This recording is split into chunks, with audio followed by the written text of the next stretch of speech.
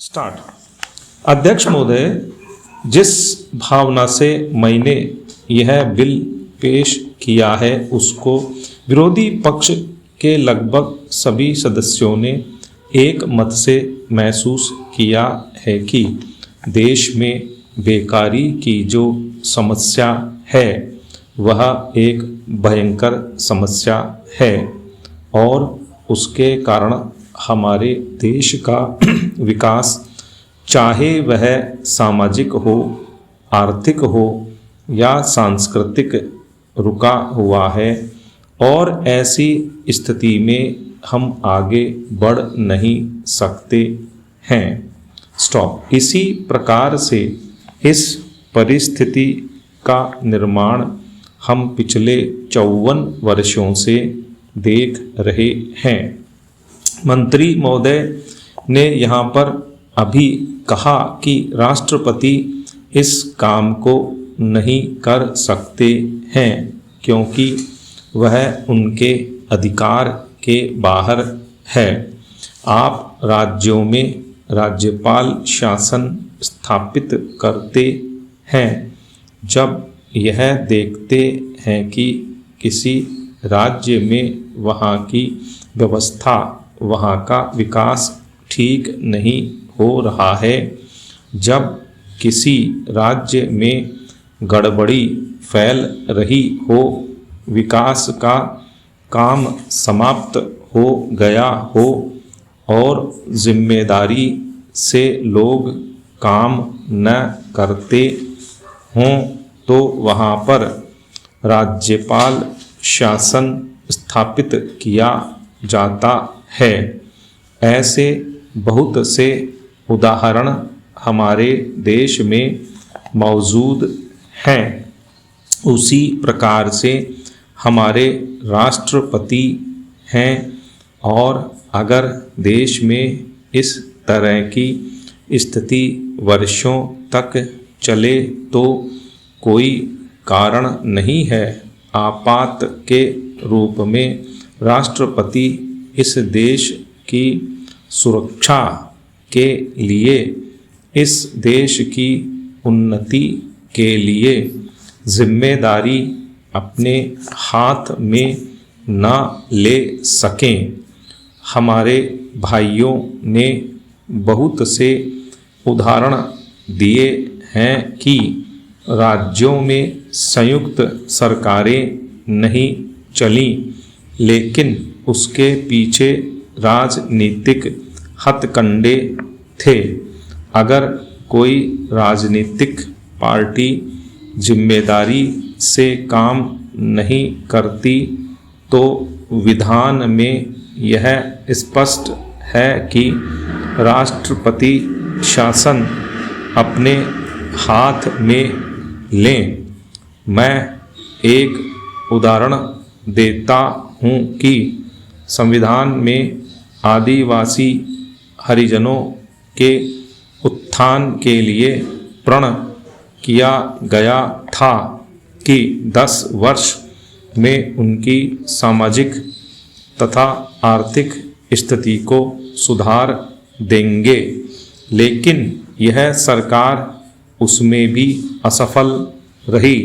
उसको एक बार 10 वर्ष के लिए बढ़ाया गया और दोबारा फिर 10 वर्ष के लिए बढ़ाया गया। इसी तरह से उसको बढ़ाते जा रहे हैं, लेकिन उनकी आर्थिक और सामाजिक उन्नति आप नहीं कर पाए हैं। इस काम में सरकार बिल्कुल असफल हुई है।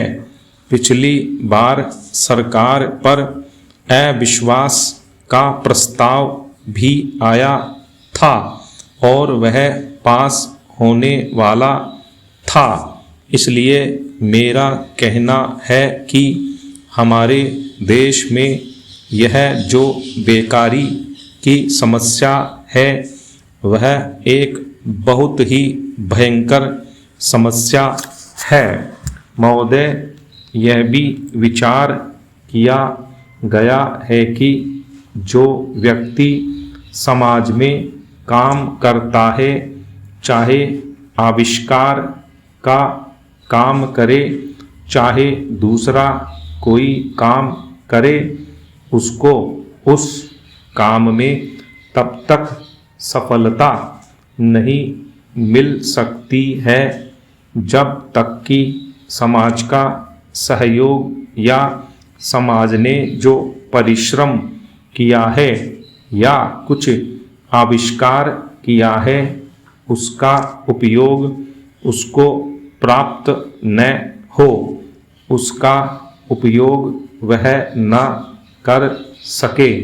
इसलिए जब भी कोई व्यक्ति किसी वस्तु का आविष्कार करता है तो आविष्कार करने में न केवल उसका अपना परिश्रम रहता है, लेकिन साथ ही साथ समाज ने जो काम किया होता है, चाहे विज्ञान के क्षेत्र में या प्रौद्योगिकी के क्षेत्र में या किसी अन्य क्षेत्र में, उस सब से भी वह लाभान्वित होता है।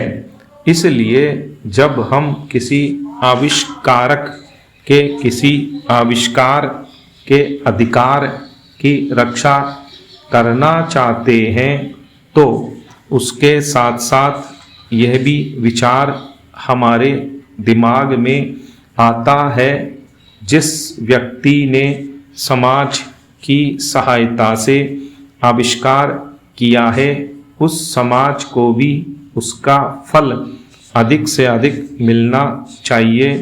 माननीय मंत्री जी ने भी कहा है कि पेटेंट लॉ इस सिद्धांत पर आधारित होना चाहिए। मैं समझता हूँ कि पेटेंट लॉ के पीछे दो सिद्धांत निश्चित हैं।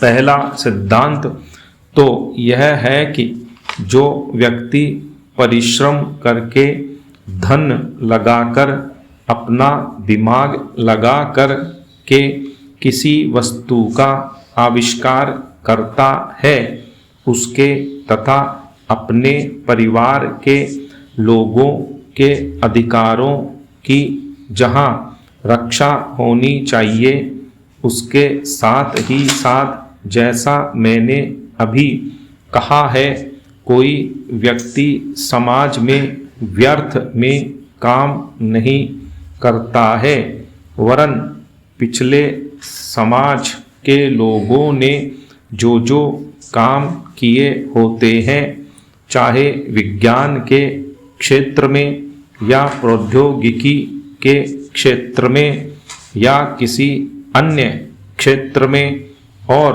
जिनके आधार पर वह कोई आविष्कार करता है उसको उसका प्रतिफल तो मिले, लेकिन जो परिणाम हो उसका प्रतिफल समाज को भी मिलना चाहिए।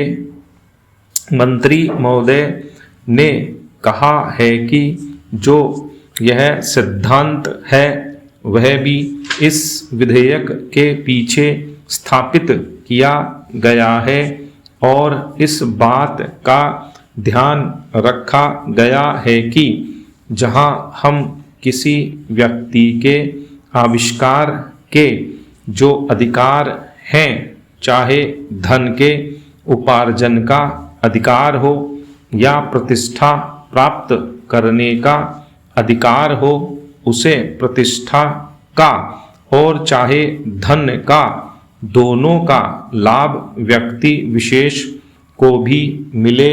स्टॉप।